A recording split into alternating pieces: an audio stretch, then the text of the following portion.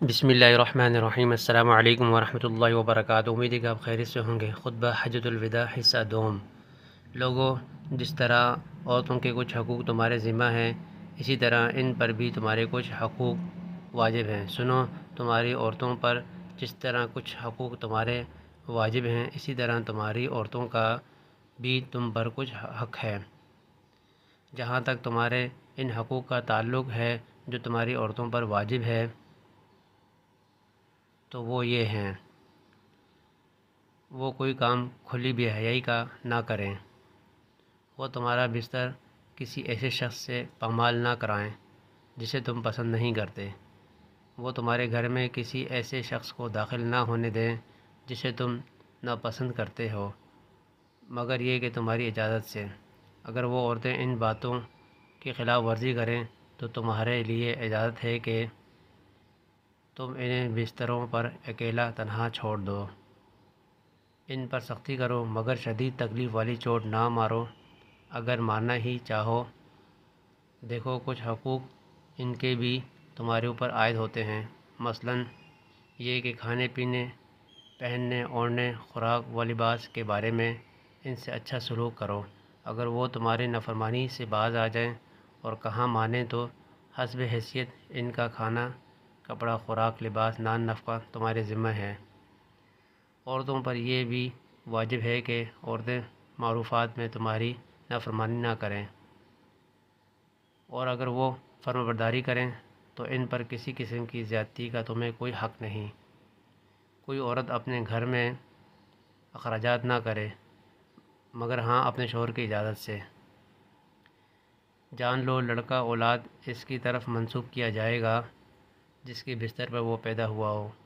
شوہر کی اولاد متصور ہوگا، اور جس پر حرام کاری ثابت ہو اس کی سزا سنگ ساری ہے۔ زناکار کے لیے پتھر اور ان کا حساب اللہ کے ذمہ۔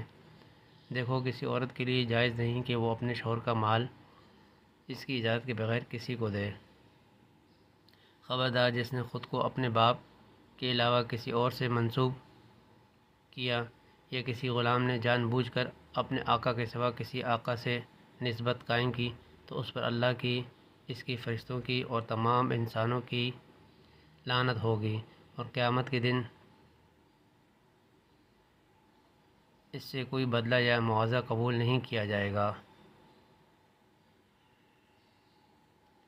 اور ہاں، غلام تمہارے غلام، ان سے حسن سلوک کرو۔ جو تم کھاتے ہو اس میں سے ان کو بھی کھلاؤ، جو تم پہنتے ہو اس میں سے ان کو بھی پہناؤ۔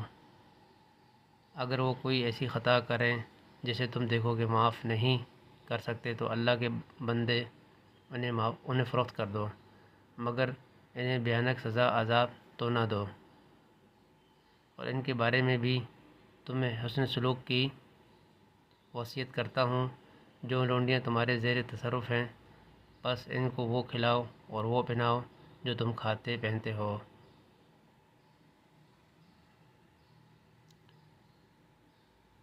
لوگوں، بے شک مجھے حکم دیا گیا تھا کہ لوگوں سے لڑو یہاں تک کہ لا الہ الا اللہ کی قائل ہو جائیں، اور جب اس کلمے کا اقرار کر لیں تو گویا انہوں نے اپنے جانوں اور مالوں کو بچا لیا، اور باقی حساب اللہ کے ذمہ ہے۔ اللہ کے ساتھ کسی چیز کو شریک نہ ٹھہراؤ،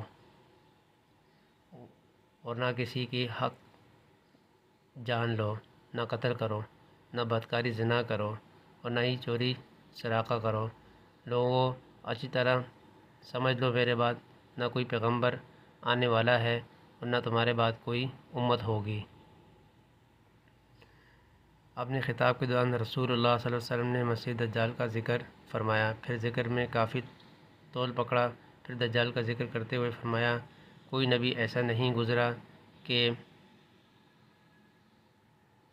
جس نے اپنی امت کو دجال سے نہ ڈرایا ہو، پس میں بھی بلا شبہ تمہیں اس سے ڈراتا ہوں۔ بے شک میرے سب سے افضل دعا بلکہ تمام انبیاء ما قبل کی یہی ہے: لا الہ الا اللہ وحدہ لا شریک لہ لہ الملک و لہ الحمد بیدہ الخیر یحیی و یمیت وہو علی کل شیء قدیر۔ خوب سن لو، اپنے پروردگار کی عبادت کرو، نماز پنجگانہ ادا کرو، رمضان کے روزے رکھو، اپنے رب کے گھر خانہ کعبہ کا حج کرو، اپنی زکوٰۃ خوشی خوشی دیا کرو، اپنے حکام کی اطاعت کرو۔ اس طرح ان اموال کی انجام دہی کے بعد بطور اجر اپنے رب کی جنت میں داخل ہو جاؤ۔ اللہ سے ڈرو، ترازو سیدھی رکھ کر تولا کرو، اور لوگوں کو ان کی چیزیں ناپ تول میں کمی نہ دیا کرو، اور ملک میں فساد کرتے نہ پھرو۔ خبردار، دین میں غلو، مبالغہ آمیزی، انتہا پسندی سے بچو، اس لیے کہ تم سے پہلے جو قومیں تھیں وہ دین میں غلو کی وجہ سے ہلاک کر دی گئیں۔ لوگوں، دیکھو شیطان اس بات سے تو بے شک بالکل مایوس ہو چکا ہے کہ تمہاری اس سرزمین پر کبھی اس کی پرستش کی جائے گی، مگر چوکنا رہو، اور اس بات پر بھی راضی ہوگا کہ اس پرستش کے سوا چھوٹی چھوٹی باتوں میں اس کے اشاروں کی تعمیل کی جائے۔ پس اپنے دین و ایمان کی حفاظت کی خاطر اس سے بچے رہنا۔ لوگوں، اللہ نے میراث ترکہ میں ہر وراث کا جداگانہ حصہ مقرر کر دیا ہے، اس لیے وارث کے لیے تمام مال میں وصیت کرنا جائز نہیں، چنانچہ کسی کو ایک تہائی حصے سے زائد مال کی وصیت کا حق نہیں۔ بقول راوی پر حضور صلی اللہ علیہ وسلم نے ہمیں صدقے کا حکم دیا اور فرمایا، صدقہ دیا کرو، اس لیے میں نہیں جانتا مگر شاید تم آج کے بعد مجھے پھر نہ دیکھ سکو۔ اللہ کے نام پر جھوٹی قسمیں نہ کھایا کرو، کیونکہ جو اللہ کے نام پر جھوٹی قسم کھائے گا اللہ اس کا جھوٹ ظاہر کر دے گا۔ لوگوں، علم، تعلیم، معلومات میں سے جو کچھ حاصل کر سکتے ہو لے لو، اس سے پہلے کہ وہ سمیٹ لیا جائے اور قبل اس کے کہ علم کو اٹھا لیا جائے۔ خبردار، علم کے اٹھائے جانے، ختم ہو جانے کی ایک شکل یہ بھی ہے کہ اس کے جاننے والے ختم ہو جائیں۔ آپ صلی اللہ علیہ وسلم نے یہ باتیں 3 مرتبہ فرمائی۔ دیکھو، 3 باتیں ایسی ہیں جن میں مومن کا دل دھوکے فریب کینے کا شکار نہیں ہوتا، یعنی عمل میں اخلاص کی صرف اللہ کے لیے، مسلمان حاکموں کی خیر خواہی میں عام مسلمان کی جماعت سے وابستگی میں، کیونکہ ان مسلمانوں کی دعائیں انہیں گھیرے رہتی ہے، اس پر سایہ فگن رہتی ہے۔ اللہ نے ایسی کوئی بیماری، دکھ، تکلیف پیدا نہیں کی جس کی دوا نہ اتاری ہو، سوائے بڑھاپے کے۔ لوگوں، میری بات سمجھو، کیونکہ میں نے سب کچھ تم تک پہنچا دیا ہے۔ میں نے تمہارے درمیان ایک ایسی چیز چھوڑ دی ہے کہ تم کبھی گمراہ نہ ہوگے اگر مضبوطی سے تھامے رہے، اور وہ ہے اللہ کی کتاب۔ اور میں نے تمہارے درمیان ایسی چیزیں چھوڑ دی ہیں کہ اگر ان کو تھامے پکڑے رہے تو پھر کبھی بھی گمراہ نہ ہوگے، صاف و روشن اللہ کی کتاب اور اس کے نبی صلی اللہ علیہ وسلم کی سنت۔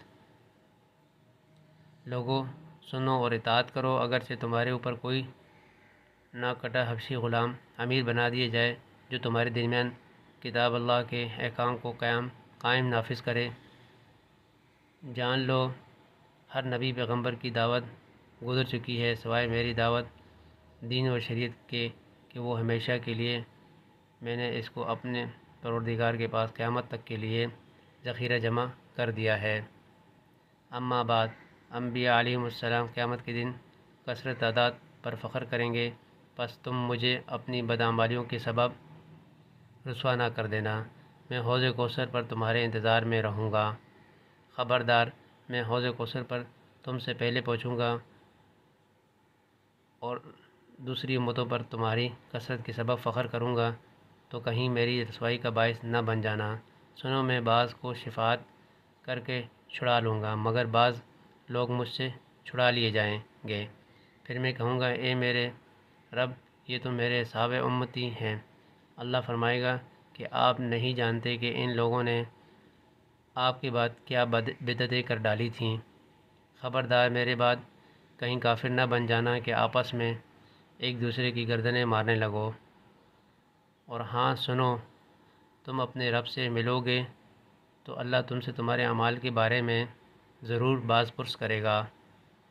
پس جو دنیا میں رہتے ہوئے ہمہ وقت آخرت کو ہی اپنے پیش نظر رکھے گا تو اللہ اسے دل جمعی عطا کرے گا اور اس کی آنکھوں کے سامنے دنیا میں ہی بے نیازی و نگری عطا کرے گا، اور دنیا اس کی قدموں میں سرنگوں ہو کر خود آئے گی۔